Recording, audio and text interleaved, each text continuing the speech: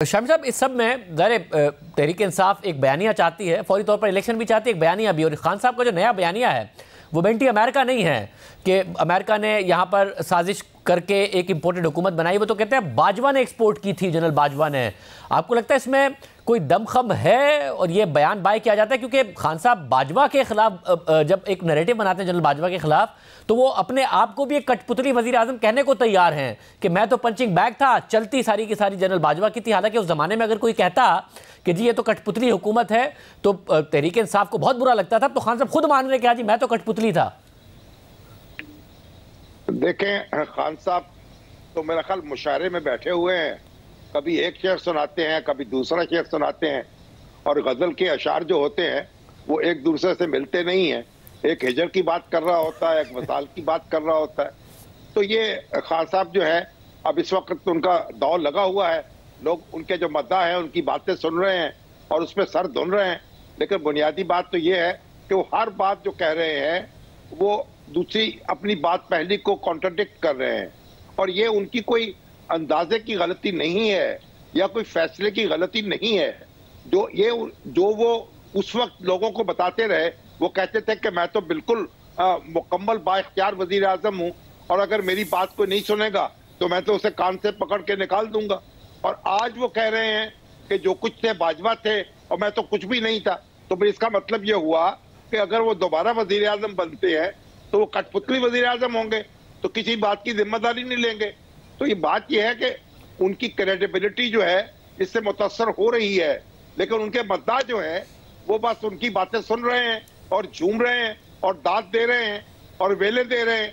अब ये तो जो हालात आगे बढ़ेंगे देखेंगे कि किस तरीके से उनको लेने के देने पड़ते हैं या सिर्फ लेने ही लेने पर वो लगे रहेंगे।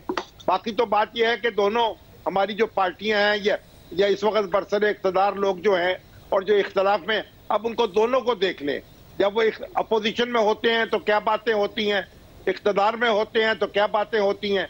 आज जो धाड़ रहे हैं हमारे असद उमर साहब, कासिम सूरी साहब ने क्या किया था, अगर ये अदालतें न होती तो वो वोट ऑफ नो कॉन्फिडेंस तो पेश कभी हो ही नहीं सकता था, न पास हो सकता था। तो कासिम सूरी साहब की रूलिंग जो थी उसके मुताबिक तो फिर मामला आज भी इमरान खान वजीर आजम होते।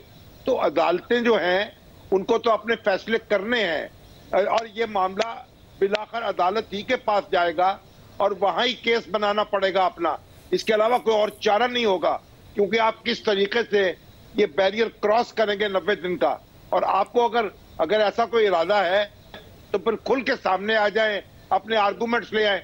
तो साहब चुपते भी नहीं और बात करते भी नहीं और चिलमन से आप लगे बैठे हैं, तो ये मामला ज्यादा देर नहीं चलेगा, मामले पेचीदा होते चले जाएंगे। हामिद साहब, आप बताइएगा, हमने तो जाहिर है वो जमाना देखा है कि जिसमें अगर इमरान खान साहब को कुछ कहा जाता था तो जनरल बाजवा साहब को बहुत बुरा लगता था।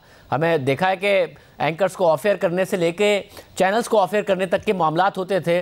जनरल बाजवा के बारे में कुछ कहा जाता था तो तहरीक इंसाफ को बहुत बुरा लगता था, पूरी काबीना बैठ जाती थी उनका दिफा करने के लिए। और अब हाल ये है कि इमरान खान साहब प्रेस कॉन्फ्रेंस शुरू करते हैं तो शुरू होती है वो उनकी तकरीर जनरल बाजवा से, ख़त्म भी उन पर होती है और शदीद तनकीद कर रहे हैं। और जनरल बाजवा साहब कभी किसी सहाफ़ी से मुलाकात करके अपनी कहानी बयान कर रहे हैं, कभी किसी दूसरे सहाफ़ी को बता रहे हैं, अपनी तरदीद भी देते हैं, इसके अलावा धमकियाँ भी दे रहे हैं। एक सहाफ़ी ने बताया कि जी मेरे पास तो बड़ी चीज़ें मौजूद है इमरान खान की। ये जो ब्रेकअप हुआ है, जो कि बहुत ही अगली ब्रेकअप है, और खान साहब अब मुकम्मल बयानिया बना रहे हैं, इनका कोई फ़ायदा भी होगा उन्हें? क्योंकि वो अपने आप को भी कठपुतली वज़ीर आज़म के तौर पर पेश कर रहे हैं कि मेरी तो चलती नहीं थी। शाहजेब साहब, ये जो सवाल आपने किया ये बड़ा अहम सवाल है। और बाजवा साहब सिर्फ साफ़ियों को नहीं मिल रहे बल्कि वो कुछ सियासतदानों को भी मिल रहे हैं और 5-5, 6-6 घंटे तक वो उनके सामने अपना मौक़िफ़ बयान करते हैं और कुछ और भी लोगों को मिल रहे हैं। देखें, ये इमरान खान साहब ने ये जो बाजवा साहब पे एक फ्रंटल अटैक खोला है उनकी रिटायरमेंट के बाद, ये मेरा ख्याल है कि वो बहुत सोच समझ के कर रहे हैं। और कुछ चीज़ों का मुझे भी इल्म है। मैं ये समझता हूँ कि अभी तक इमरान खान जो हैं उन्होंने जनरल बाजवा साहब के बारे में 10% भी बातें जो हैं वो जो उनको पता हैं वो नहीं की।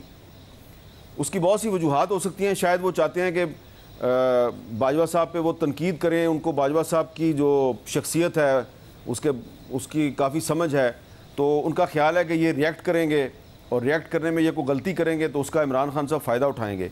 लेकिन ये मैं आपको बता सकता हूँ कि इमरान खान साहब ने बाकायदा एक पूरी लिस्ट बनाई हुई है कि उन्होंने बाजवा साहब के कौन कौन से मामलात जो हैं या उनकी नज़र में जो क्राइम्स हैं, मैं उनको मामलात का लफ्ज़ देता हूँ, उस पर उन्होंने उनको एक्सपोज करना है।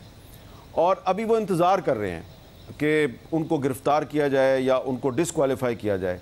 मैं बार बार रिपीट कर रहा हूँ, आपको बता रहा हूँ कि 10% भी अभी इमरान खान नहीं बोले। और दूसरी तरफ बाजवा साहब लोगों को कहते हैं कि मैंने तो अभी 5% भी इसके बारे में नहीं बोला, मेरे पास भी बहुत कुछ है। जैसा कि आपने भी जिक्र किया कि बाजवा साहब बकौल एक एंकर के कि उन्होंने बाजवा साहब ने ख़ुद इमरान खान साहब की बहुत सी रिकॉर्डिंग की हुई है। तो शायद बाजवा साहब को ये नहीं पता कि जो उनके साथी थे, जिनको वो बहुत अपना काबिल एतमाद साथी समझते थे, वो उनकी रिकॉर्डिंग्स करके इमरान खान को देते रहे हैं। तो आप ज़रा सोचें कि इमरान खान जो है वो इतने एतमाद के साथ बाजवा साहब को चैलेंज क्यों कर रहा है, उन पर अटैक क्यों कर रहा है, कोई ना कोई चीज़ वजह तो होगी ना। तो इमरान खान साहब जो हैं वो कुछ ऐसे मामलात भी तश तश बाम करने का इरादा रखते हैं कि जिससे सिर्फ बाजवा साहब की ज़ात को नुकसान नहीं पहुँचेगा, हो सकता है कि इतना रिएक्शन हो, इतना बड़ा तूफ़ान आ जाए कि उसमें फिर इमरान खान साहब को भी नुकसान हो सकता है। लेकिन शायद इमरान खान साहब जो हैं वो उस शेर के मुताबिक उन्होंने पॉलिसी बनाई है कि हम तो डूबे हैं सनम, तुमको भी ले डूबेंगे। तो उनका एक ख्याल है कि बाजवा साहब पे जब वो अटैक करेंगे तो फिर उनके साथ जो एसोसिएटेड लोग थे वो भी सामने आएंगे, तो उनको सियासी फ़ायदा बहुत होगा।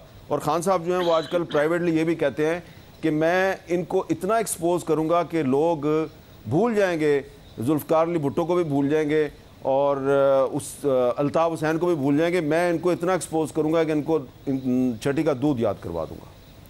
तो शामी साहब, इस सब में ज़ाहिर है खान साहब चाहते हैं कि उनके इस्टेब्लिशमेंट के साथ राब्ते भी इस्तवार हों। फवाद चौधरी साहब कह चुके हैं कि सदर के ज़रिए भी अगर हो सके तो राब्ते बहाल होने चाहिए। और जब खान साहब जनरल बाजवा पर तनकीद करते हैं तो ज़ाहिर है जो हामिद मिर्ज़ा साहब भी बता रहे हैं कि वो मैसेजिंग यही है, और मौजूदा इस्टेब्लिशमेंट को भी है, वो मौजूदा इस्टेब्लिशमेंट भी तनकीद करते हैं।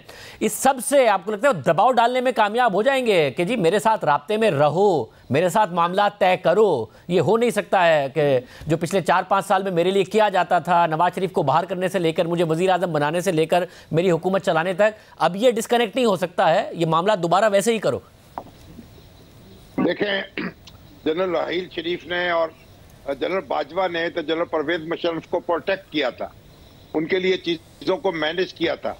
उनके खिलाफ जो मुकदमा यानी चल रहा था उसमें उन्हें सज़ा हो गई थी, उस सज़ा को ख़त्म कराया था और इस बात का बरमला एतराफ़ भी किया। और फिर वो दुबई जाने में कामयाब हुए और वहीं अल्लाह को प्यारे हो गए, उनका जस्द खाकी वापस आया।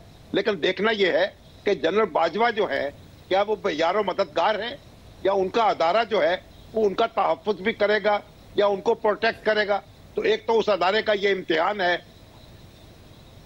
और जनरल बाजवा भी मेरा ख्याल है ये समझ रहे हैं कि कुछ ना कुछ तहफ़्फ़ुज़ तो उनको मिलेगा। लेकिन जो इमरान खान साहब जिस तरीके से बरस रहे हैं वो तो समझ रहे हैं कि उनकी पोजीशन मजबूत हो रही है। मैं समझता हूं कि उनकी पोजीशन कमजोर हो रही है, उनकी क्रेडिबिलिटी जो है उसको ज़ुफ़ पहुंच रहा है और वो एक खुद को एक ऐसी गली में ले जाते चले जा रहे हैं जिसके दूसरी जानब कोई रास्ता नहीं है।